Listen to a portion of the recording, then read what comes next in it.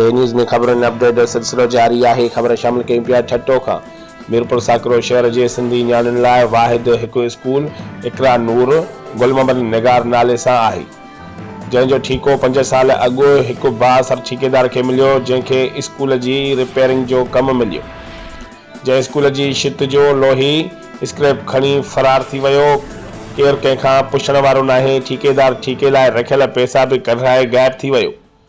अंधेर नगरी चरबट राजा वारो दौर हली रहियो आहे, जंहिंजी ग़लति कम जी सज़ा असांजूं न्याणियूं भोगे रहियूं आहिनि ऐं 5 सालनि खां स्कूल खंडरात हुअण करे कब्ज़ा माफ़िया सरगर्म थी वई आहे।